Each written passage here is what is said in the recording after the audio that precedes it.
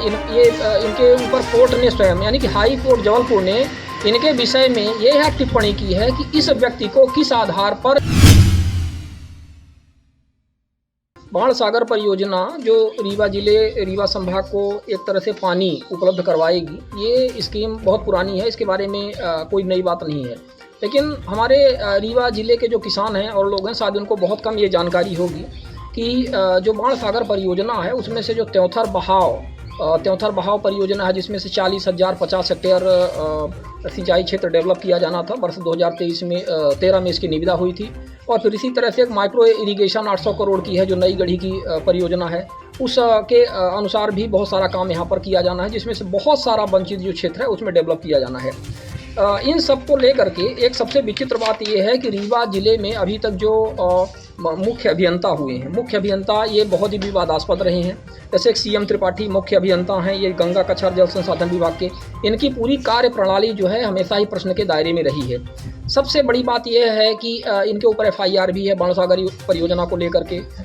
इनके ऊपर कोर्ट ने स्वयं यानी कि हाई कोर्ट जबलपुर ने इनके विषय में यह टिप्पणी की है कि इस व्यक्ति को किस आधार पर यह पद दिया गया, यानी कि मुख्य अभियंता का पद दिया गया, जबकि यह इस पद के लायक ही नहीं है। इस पर शासन प्रशासन ने यह जवाब दिया है कि भविष्य में इनकी संविदा नहीं बढ़ाई जाएगी।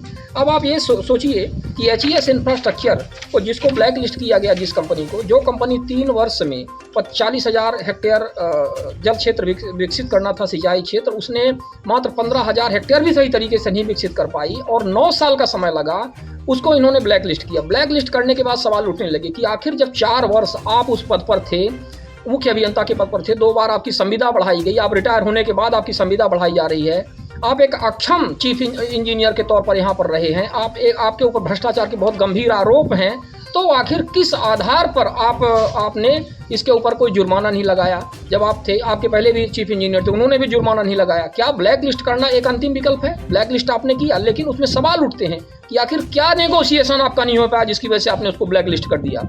ठीक है, आप चाहते तो उसके ऊपर जुर्माना भी लगाते, लेकिन आपने जुर्माना अधिरोपित नहीं किया।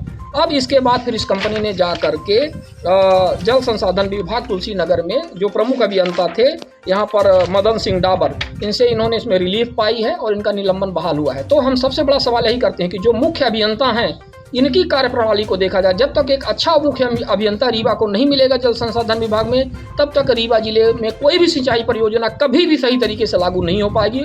बहुत ज़्यादा ही व्यापक भ्रष्टाचार है।